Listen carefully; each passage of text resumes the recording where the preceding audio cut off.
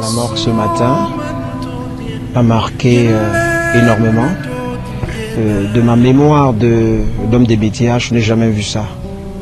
Je pense que Charles Ateba est né et entré dans l'histoire du Cameroun. C'est un exemple pour la jeunesse. Il va beaucoup nous manquer, sa voix, ses prises de position, mais surtout son engagement pour le Cameroun.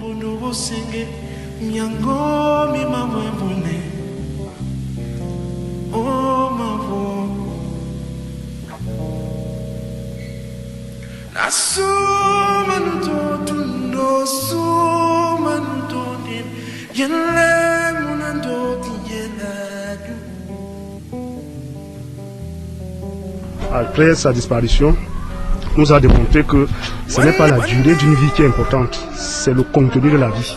C'est le patrimoine que Charles Ateba a laissé. Et ce patrimoine, à travers le club éthique, va continuer à se vivre.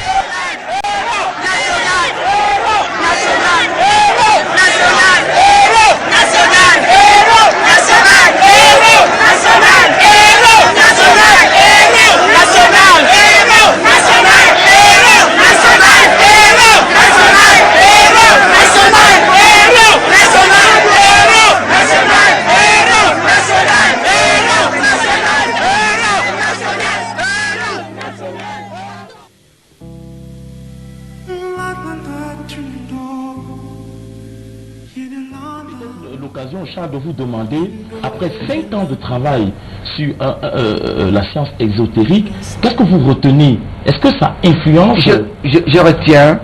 Qu'est-ce que vous retenez? Je retiens que, et c'est ça que je dis aux jeunes, aux non-initiés et même aux initiés. Permettez-moi que je vous dise que depuis 2 jours, j'ai rencontré 2 femmes qui sont venues vers moi. J'étais à la Rose-Croix. Je sors de la Rose-Croix et je voudrais discuter avec toi. Qu'est-ce que vous retenez après 5 ans? Je retiens que c'est des pertes de temps. Je retiens que c'est l'illusion, c'est l'utopie. Je retiens que il n'y a rien là-bas. Les loges nous ont amenés.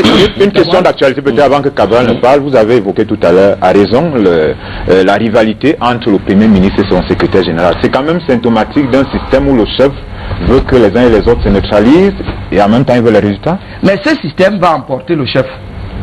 Lequel? Ce système du pourrissement, bien sûr. Bien sûr. Le président Paul Biya? Mais bien sûr.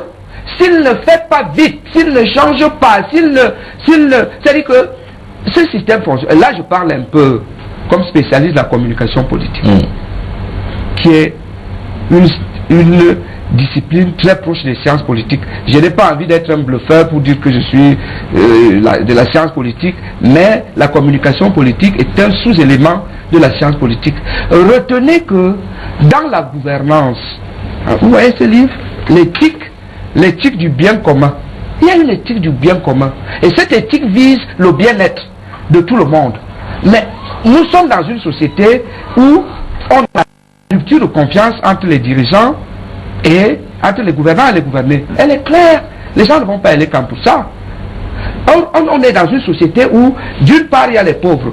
Vous êtes habillé en veste, montez dans une voiture même de votre ami, voyez un motoman là, ou alors un motoman vient vous. C'est-à-dire que l'état d'esprit du Cameroun, en ce moment-ci, est un état d'esprit qui ressemble à un volcan. Et il faut bien que les autruches relèvent la tête pour savoir que ça boue. Ça boue autour de nous, ça boue partout, ça boue dans les foyers, ça boue au bureau, ça boue ça boue dans la rue. Alors Charles, qu'est-ce qui vous convainc vous personnellement quand vous dites que le président de la République va être emporté par cette ambiance que vous précisez d'être véritablement c'est la science. De mauvais goût. C'est la science. Mais la science repose aussi des éléments que vous pouvez Mais la partager science dit que à partir de Machiavel, que quand le peuple, vous savez comment, permettez-moi en une minute, la révolution de 1789 en France, c'est quoi? Les gens vivaient mal. Les gens vivaient mal. Mais c'était c'était quoi? C'était les chefs, comme nous en avons ici. Vous comparez cette situation à celle du Cameroun? Alors, le peuple avait faim. Le peuple a envoyé des gens dire au roi que ça ne va pas, arrange. Le roi a envoyé le premier ministère pour dire non, ça va, on vit déjà bien. Les gens ont dit non. Alors, une dernière fois, la prise de la Bastille, c'est que les gens sont partis, le roi a répondu, comme il répond souvent, avec des involtures, avec arrogance. Les gens ont dit non. Il a envoyé le premier ministre est venu. Les gens ont dit que non, c'est pas ça. Tu nous as dit ça la fois dernière, on n'écoute plus. Et quand le Premier ministre voulait rentrer, les gens ont barricadé. Et puis, le Premier ministre est rentré et dit au roi que, Monsieur le roi, c'est Louis XVI. Il dit à Louis XVI que, on demande que tu ailles là-bas. Il dit, depuis quand je te donne des instructions, tu fais, ça n'arrive pas. Eh bien, le peuple dit que c'est toi-même qui es parti. Lui, c'est venu, il a mis les mains dans la bouche. Il tourne comme ça, il fait comme ça. Qu'est-ce que vous voulez dire, Charles, à travers ces propos? Qu'est-ce que vous voulez dire à travers ces propos? Il dit, tout le monde, je ferme les yeux. Quand je vais fermer les yeux, quand je vais les ouvrir, il faut que tout le monde soit sorti. Il ouvre les yeux, il constate que personne n'a bougé. Et puis, il demande à l'armée, tirez. Dès que l'armée a tiré, c'était le désordre. Louis XVI s'est masqué en prêtre pour sortir, on l'a arrêté. Et on a annoncé publiquement la fin de la République, la fin de la revendication. Non, la fin de la monarchie. Voilà comment la monarchie est finie en France. Les gens sont allés. Le Cameroun n'est pas très loin de cet exemple-là. De cette situation. Parce que le contexte social est dégradé. Les gens n'ont pas d'eau. Les gens n'ont pas d'électricité. Les gens sont tendus. Moi, je suis au quartier. J'habite un fou. Je vois les gens. Il n'y a pas l'eau dans les hôpitaux. Je voulais aller pisser dans un hôpital tout à l'heure. On m'a envoyé derrière. Ici à Canal 2 quand je suis venu. Il y a des problèmes. S'il n'y a pas l'eau à Yaoundé, s'il n'y a pas l'eau à Douala, s'il n'y a pas l'eau, eh bien, ce n'est pas à Calafatas maintenant, sans publicité, on ne me paye pas là-bas. Ils ont des problèmes pour faire la farine. Ils sont en train de créer un forage à côté. C'est un problème grave. Alors, s'il faut revenir sur des questions essentiellement importantes, Cabral, vous poserez vos questions d'actualité en demandant à Charles, est-ce que dans un contexte actuel, vous coller les dysfonctionnements ou bien les manquements de cette société camerounaise à une possibilité d'alternance? Sinon, comment vous faites une lecture très rapidement? J'ai un ami très personnel qui s'appelle Messama Yamding.